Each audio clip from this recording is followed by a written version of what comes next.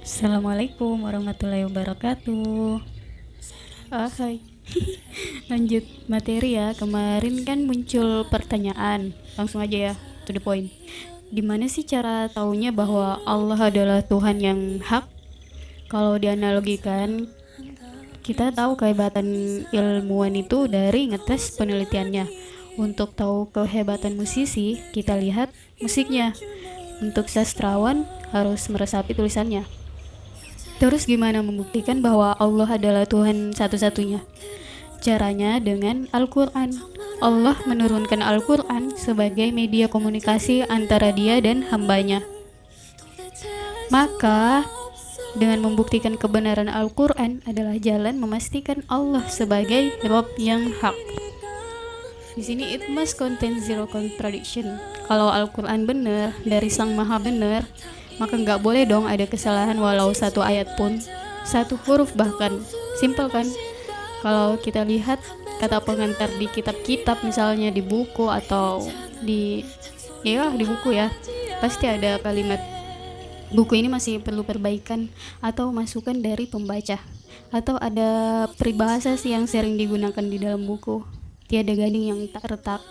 Artinya nggak ada yang sempurna, tapi Al-Quran ini udah mencap stempel dirinya dengan kalimat di awal, yaitu zalikal kitabul la raiba fi hudal lil muttaqin. Kitab Al-Quran ini tidak ada keraguan padanya, petunjuk bagi mereka yang bertakwa. Seakan-akan Al-Quran tuh udah ngasih tahu kalau dalam isi kitab ini kamu gak bakal menemukan kesalahan, bahkan satu huruf pun.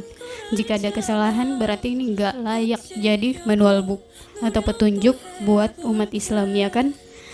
Kalau kita pikir, wah sombong banget, makanya kita buktiin layak gak kitab ini sesombong itu. Kalau layak, maka kamu harus tunduk patuh sama aturan yang ada di dalamnya. Kan logikanya kita punya kuasa apa kalau emang Al-Quran terbukti benar, ya kan? Tapi disclaimer dulu ya, siapa tahu ada teman-teman mikir lah, gimana cara ngebuktiin kebenaran surga neraka kalau gitu? Kita nggak pernah lihat loh. Ya caranya ya, kita cukup cari kesalahan Al-Quran aja. Dimana kalau emang terbukti nggak ada kesalahan, maka ayat-ayat lain yang belum bisa kita buktikan kebenarannya, cukup percaya aja. Karena mungkin emang ilmu kita yang nggak nyampe ke situ, ya kan? Ayat-ayat Al-Quran tersusun dari bahasa tertinggi di dunia. 1000-an ayat bicara tentang sains, 2000-an ayat tentang sejarah, selebihnya tentang masa depan dan tuntunan hidup. Banyak metode pembuktian yang bisa kita lakukan sih, pembuktian secara bahasa, sains, sejarah. Kata guruku, kalau mau ngerasain mukjizat Al-Quran yang paling wah, coba pelajari dari segi bahasa. Aku nggak pede sih ngomong ini, soalnya bahasa Arabku hanya sebatas afwan, syukron, jazakumullah khair. Sedih banget. Bahasa Al-Quran itu punya kekayaan bahasa yang tinggi yang gak mungkin kalau dibuat sama manusia biasa. Itu bahasa Al-Quran, walau nanti bahasa Arab akan disempurnakan oleh serapan dari bahasa Al-Quran juga.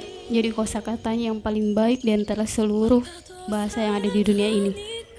Tapi dengan adanya Al-Quran sebagai bahasa Arab, maka menambah tinggi. Bahasa Arab itu jadi terupgrade gitu gara-gara ada Al-Quran. Coba aja contohnya ya, bahasa Indonesia yang kosakatanya sebanyak apa sih, bandingan aja sama bahasa tradisional gitu. Aku kan bahasa Bugis ya, orang Bugis ya, coba kita bandingin aja bahasa Indonesia sama bahasa Bugis, banyakkan mana kosakatanya. Kalau kita ambil contoh misalnya jatuh, kalau dalam bahasa Indonesia mah jatuh ya jatuh ke depan, jatuh ke belakang, ya kan? Kalau bahasa Bugis arti jatuh itu punya banyak kosakata tergantung situasinya. Contoh ya, maaf nih, jatuh dengan posisi pantat yang duluan, itu kalau bahasa Bugisnya namanya tak busuk. Terus ada lagi kalau jatuh ke belakang dengan posisi apa sih, kayak berbaring gitu, namanya berbaring, dada duluan yang terjatuh, namanya sempo. Terus ada lagi tuh tabutu. Tabutu itu terjatuh karena kakinya nggak sengaja nendang sesuatu. Terus ada tapalengong. Tapalengong itu jatuh ke belakang dengan posisinya udah kayak baring, beda kan sama sempo. Sempo tadi tuh posisinya dada yang terjatuh duluan. Kalau tapalengong punggung yang duluan terjatuh. Ngerti nggak sih? Ya ngerti aja lah, kalian kan udah tahu. Terus apa lagi? Tapanyunyu. Jatuh ke depan dengan posisi kepala yang duluan terjatuh, itu tapanyunyu. Kalau bahasa Indonesia apa ya? Ya jatuh dengan kepala duluan kali. Nggak kayak kosakata kan? Dan masih banyak lagi deh. Itu bahasa Bugis. Apalagi bahasa Arab kan ya, yang huruf hanya aja pengucapannya udah beda-beda. Ada ha, ho, ya kan?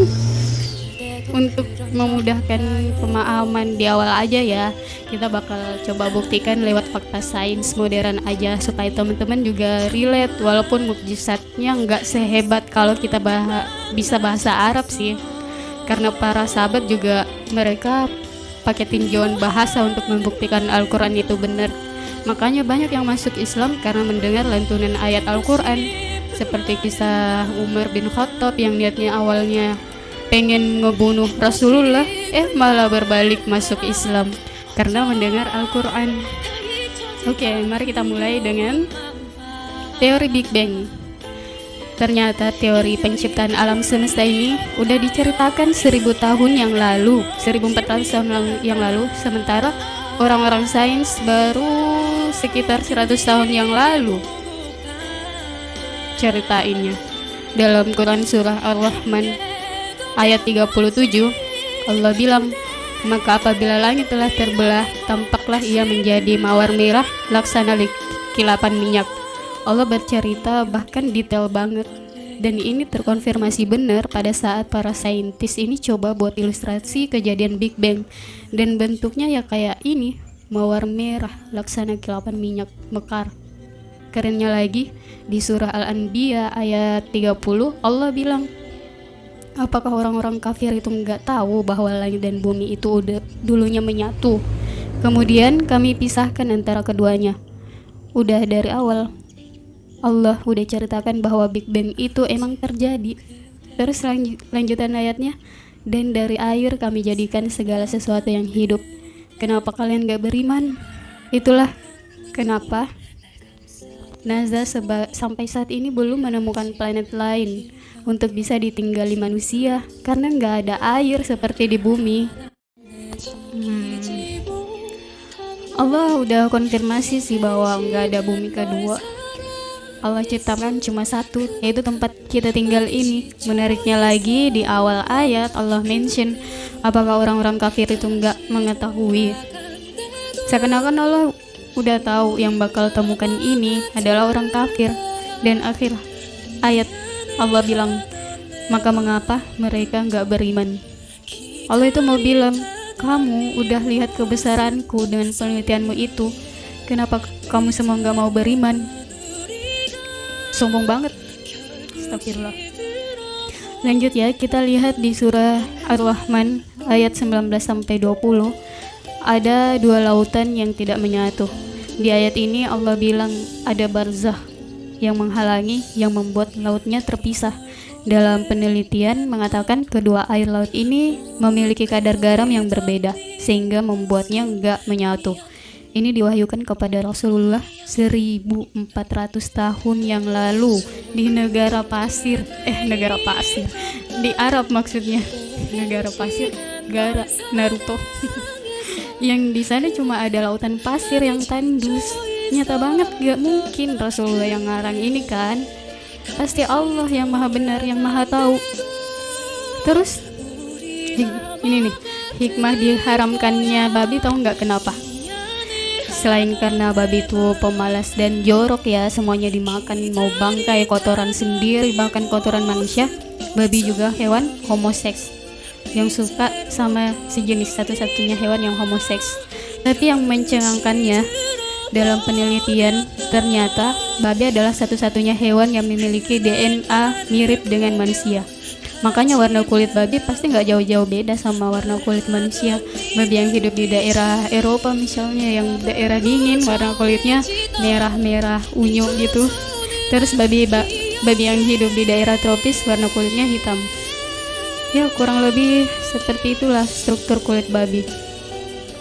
Coba teman-teman usap punggung tangan kalian ya. Katanya struktur kulit kita dengan babi itu sama. Kalau teman-teman usap punggung itu, ya hampir seperti itulah kulit babi. Makanya kalau orang makan babi itu hampir bisa disamakan dengan seperti kanibal, dan efeknya bakal merusak struktur di dalam tubuh kita. Bahkan kata peneliti sampai bisa mengakibatkan masalah kejiwaan kalau kita kanibal. Astagfirullah. Terus ini dalam Quran surah An-Nisa ayat 282. Apakah mereka tidak memperhatikan Al-Quran? Kalau sekiranya Al-Quran itu bukan dari sisi Allah, tentulah mereka mendapati pertentangan yang banyak di dalamnya. Kata Ustadz Zakir Naik, ditinjau dari segi sains nih, 80% isi dalam Al-Quran itu udah terbukti kebenarannya, dan 20% masih mungkin benar, mungkin salah. Nggak ada yang terbukti salah sama sekali. Jadi mungkin aja 20% itu karena emang ilmu kita nggak nyampe buat ngebuktiin itu. Terakhir nih, aku mau ceritain kisah dari profesor matematika yang jadi mualaf karena ayat Al-Quran. Teman-teman mungkin udah pada dengar sih, tapi nggak masalah kan ya kalau aku ceritain ulang. Nggak diceritain deh, dibacain aja. Aku baca di artikel soalnya. Namanya Gary Miller, itu seorang profesor matematika. Dia dibesarkan di Kanada. Dia menimba ilmu di sekolah-sekolah keagamaan di sana. Selain mendapatkan pengetahuan, dia di sana juga mendapatkan ilmu keagamaan. Dia kemudian belajar teologi di Universitas Wheeling Jesuit, Amerika Serikat. Dia orang yang cerdas, banyak mendapat prestasi, juga aktif dan semangat menyebarkan agamanya. Ceramahnya juga ditayangkan di televisi. Dia juga mendapat gelar doktor dalam bidang matematika dari Universitas Toronto. Namun, pemikiran ilmiah Miller ini yang membuat dia kadang berbeda pendapat dengan ilmu-ilmu ketuhanan yang dia ajarkan. Pertanyaan dan penjelasan Miller kerap membuat pusing pemuka agama. Karena pemikirannya yang kritis ini, Miller sering pindah-pindah agama karena pemuka agama itu nggak dapat memberikan jawaban yang memuaskan kepada Miller. Ketidakpuasan yang muncul karena jawaban itu tidak didiamkan dong. Miller mencoba mencari cara lain untuk mendapatkan jawaban yang dapat menghilangkan rasa penasarannya. Dia membaca buku-buku tentang Islam karangan orientalis. Finally, ketika membaca buku itu, Miller tidak melepaskan sikap kritis. Dia tetap mempertanyakan kesimpulan-kesimpulan orientalis yang kerap memojokkan ajaran Islam dan Nabi Muhammad. Bagaimana mungkin seorang nabi yang ajarannya kini mendunia disebut tidak waras? Ya kan? Apakah mungkin sosok utusan sang pencipta yang membawa dan menyebarkan risalah ilahiyah hidup dengan abnormal? Kesimpulan-kesimpulan semacam itu sama sekali tidak masuk akal menurutnya. Terus Miller menginginkan kebenaran dong. Jika Muhammad adalah orang yang baik dan cerdas, mengapa dia harus berbohong untuk mengklaim kenabiannya? Atau jika Rasul gila sehingga tidak sadar dengan tindakannya, bagaimana mungkin dia memahami wahyu ilahi? Dan ternyata jawaban tentang semua kegelisahan Miller ada dalam Al-Quran surah Az-Zariyat ayat 52 sampai 53. Bunyinya, tidak seorang rasul pun yang datang pada orang-orang sebelum mereka, melainkan mereka mengatakan ia adalah seorang tukang sihir atau orang gila. Apakah mereka saling berpesan tentang apa yang dikatakan itu? Sebenarnya mereka adalah kaum yang melampaui batas. Sindiran Allah dalam firman itu menyadarkan bahwa tudingan orientalis bukan hal baru. Mereka hanya mengulang apa yang dilakukan masyarakat dahulu yang menolak risalah Islam. Al-Quran jelas menerangkan Rasulullah tidak berdusta. Kemudian pandangannya kembali terbuka ketika membaca kisah anak Rasulullah, yaitu Ibrahim yang meninggal dunia. Ibrahim meninggal bersamaan dengan gerhana matahari yang terjadi saat itu. Seorang sahabat Nabi pernah berkata, matahari hilang karena anak Rasulullah telah wafat. Kemudian Rasulullah membantah perkataan sahabat tersebut. Matahari dan bulan tidak mengalami gerhana karena kematian atau hilangnya nyawa seseorang. Jawaban itu adalah bukti yang jelas bahwa Nabi Muhammad bukan pembohong ataupun orang gila, seperti yang dikatakan orientalis. Inspirasi dari kalam ilahi itu menghadirkan kepuasan tersendiri. Miller kemudian makin semangat mendalami Islam. Pada tahun 1977, dia memutuskan untuk membaca Al-Quran. Dia juga mencari tahu apa yang benar dan salah di dalamnya. Dalam 3 hari dia membaca ayat-ayat ilahi. Setelah selesai, dia berkata kepada diri sendiri, inilah keyakinan yang telah saya katakan dan percaya selama 15 tahun terakhir. Wow, debak guys. 3 hari loh baca Al-Quran. Kita butuh berapa hari supaya tamat? Berapa bulan deng? Pada mulanya dia meyakini Al-Quran merupakan autobiografi yang membahas kehidupan Nabi Muhammad, keluarga, dan lingkungannya. Dia menganggapnya seperti kitab agama sebelumnya yang berisi hikayat orang-orang dulu. Namun ia terkejut menemukan hal yang tak terduga. Ternyata Al-Quran hanya menyebutkan nama Rasulullah sebanyak 5 kali, sementara Al-Quran menyebutkan nama Nabi Isa sebanyak 25 kali. Adapun Nabi Musa disebutkan terlebih dari 100 kali. Wow. Dia makin tercengang ketika menemukan surah Maryam. Sebaliknya, dia tidak menemukan satu surah pun dengan nama Khadijah, Aisyah, ataupun Fatimah. Dia juga tidak menemukan cerita yang berhubungan dengan perasaan pribadi Rasulullah. Selain itu, gak ada ayat Al-Quran yang menceritakan euforia kemenangan perang Badar atau penderitaan setelah perang Uhud. Miller menemukan tidak ada satu kata pun yang disebutkan dalam Al-Quran tentang kesedihan dan yang menimpa Rasulullah, karena kitab ini berasal dari Allah, bukan Muhammad. Itu keyakinan Miller. Pada saat pertama kali mengetahui Al-Quran, dia sempat berpikir bahwa konten di dalamnya adalah pengetahuan kuno yang dibuat oleh pria gurun pasir ribuan tahun lalu. Setelah membaca ayat-ayat di dalamnya, dia menyadari prediksi itu salah.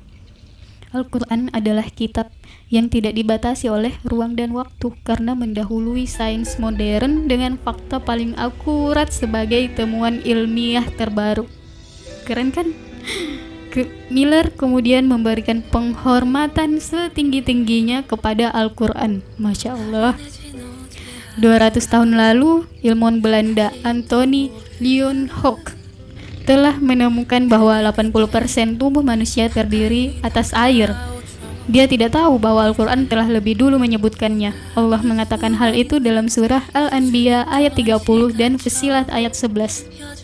Kemudian hal yang sama terjadi di tahun 2011 ketika Saul Perlmutter, taulah itu bahasanya kok susah banget, Adam Riess dan Brian Smith telah memenangkan Nobel Fisika.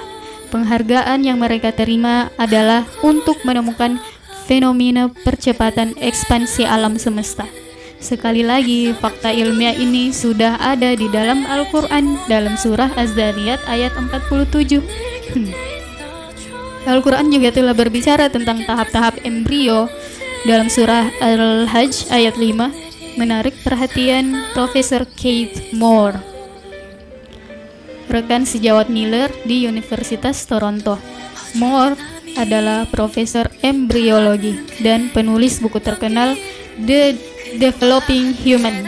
Buku ini merupakan referensi mahasiswa Fakultas Kedokteran Dunia. Wow, Al-Quran membuat tanda di buku-buku Profesor Keith Moore. Dalam edisi selanjutnya, dia menambahkan informasi yang dia pelajari dari Al-Quran tentang embriologi. Namun, dunia telah bangkit saat Keith Moore mengeluarkan buku tentang embriologi klinis. Di dalamnya, dia menulis tentang diutamakannya Al-Quran dalam menyebutkan fakta perkembangan embrio. Miller kagum dengan kesepakatan penulis Barat bahwa Al-Quran tidak dapat ditulis oleh Rasulullah karena ini adalah buku pengetahuan berisi topik yang menakjubkan. Kesimpulan tersebut menunjukkan dengan arif bahwa Al-Quran adalah wahyu ilahi. Dan klaim yang paling mudah adalah bahwa beberapa komite anonim membantu Rasul mengerjakannya. Namun ada yang bilang setan membantunya mengarangnya. Ini adalah kesimpulan yang penuh fitnah. Miller memikirkan sejarah mendalam tentang klaim terakhir dan menganggapnya sebagai semacam pelarian dan kegagalan untuk menghadapi kebenaran. Jika Al-Quran diilhami setan, mengapa iblis mengisi bukunya dalam penghinaan terhadap setan? Makhluk pengganggu manusia itu selalu mengajak manusia untuk mengingkari perintah Allah sehingga mereka akan masuk ke dalam neraka penuh siksa.